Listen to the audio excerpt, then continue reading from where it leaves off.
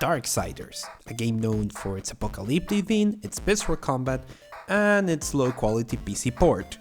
But that's what I'm here for, because it turns out that if you know where to look and what to tweak, you can actually enjoy this game in your low-end system. And I am going to show you just how. So forget about fancy visual effects and vertical sync, because we are going to make these games run.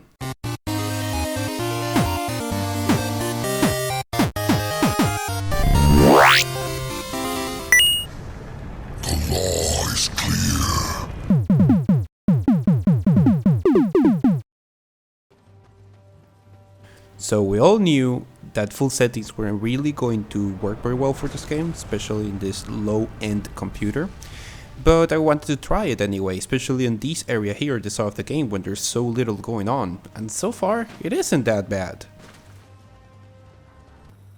However, walk into a room with some small enemies and it starts slowing down. I don't even want to think how it gets with bigger enemies. Time to change the settings.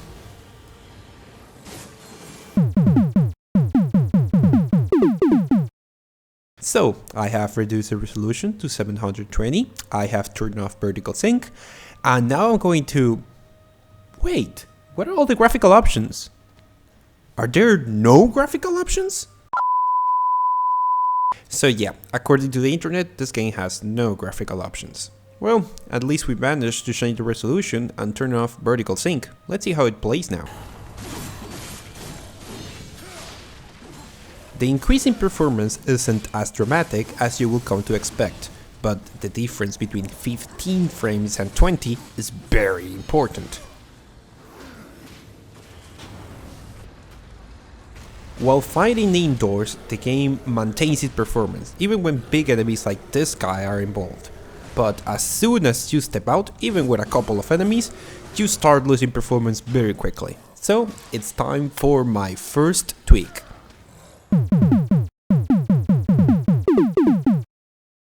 Now, just because the game doesn't have any graphical options, doesn't mean we can't tweak them.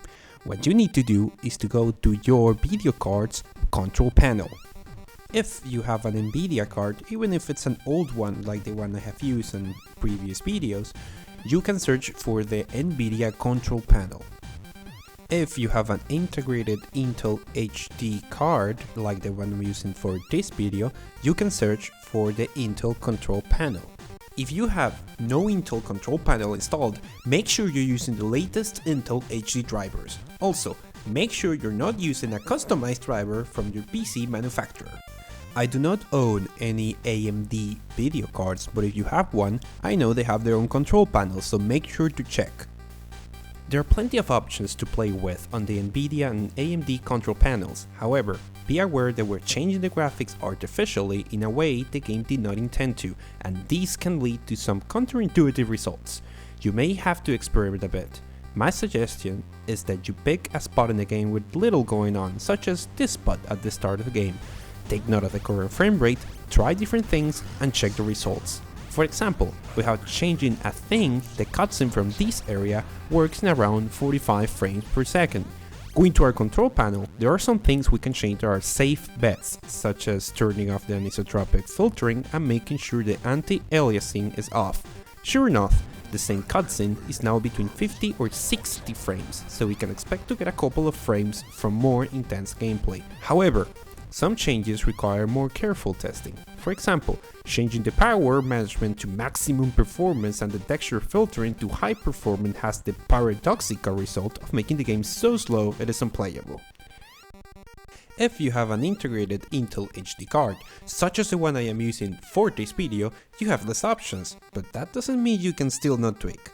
Go into the 3D section of the control panel and change the general settings to custom, where you can turn off anti-aliasing and make sure anisotropic filtering is set to its smallest possible value. Such a small change can have amazing benefits, reaching very high numbers on the indoor areas, even when effects such as fire and lava are involved. Even when you have to see the effects from real close, such as I am doing right now but miserably failing a simple jump, the performance is very satisfactory. The small fights that you will constantly come across while gameplay are perfectly fluid and very enjoyable. Of course, some bigger enemies or just larger numbers drop the frame rate, but it's rarely under 20 frames, which, if you take my word for it, is very much manageable.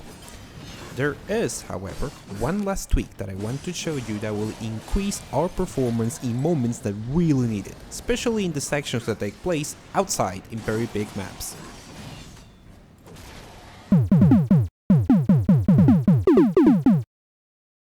Our next move is less of a tweak and more of a hack, so I take no responsibility for any glitches this may cause. We need to go into the folder where the game files are at. Go to Program Files 86, Steam, Steam Apps, Common, Darksiders. Here, create a folder called Removed or any name that you can remember later. Go into Media folder and search for files with FX on them. Select all files except for Impact FX.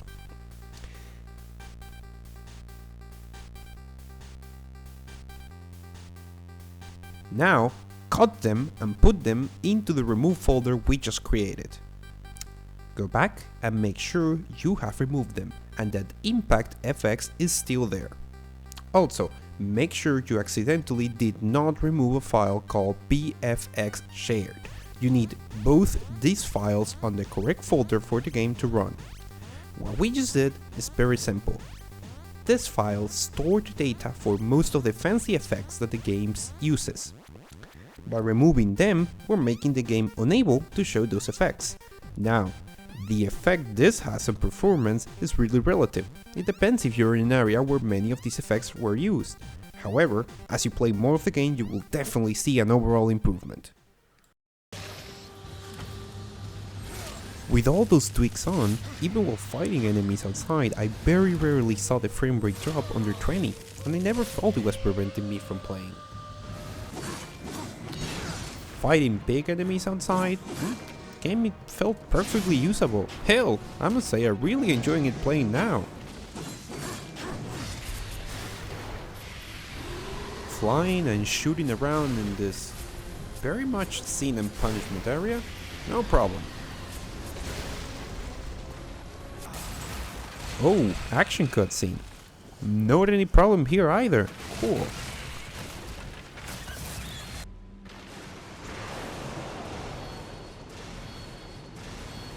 And now I'm going to kill these guys. I hope you guys found this video useful. I am sure glad that I'm now able to play this game.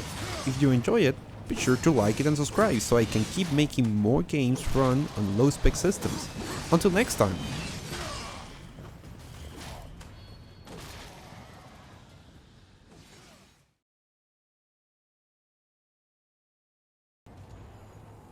Story time. I would have never bought this game for myself. Apocalyptic games with demons and stuff are not usually my thing. However, long ago, before Smash Bros. For 3DS had been released, I was one of the people that received codes for an early access Smash Bros. Demo.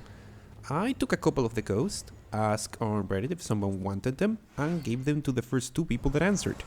One of the guys apparently had been hunting for one for a while, and was so tired of people asking for money for it or just trying to scam him that he was shocked that I had just given it away, just like that.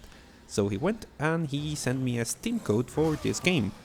I do not know where that guy is, but I hope someday he finds out how much I am enjoying this. I guess if there's a lesson to the story is that it's worth doing acts of kindness. You never know where it may lead you. Sometimes it will lead you to a game full of violence and demons, and sometimes you will enjoy it very much.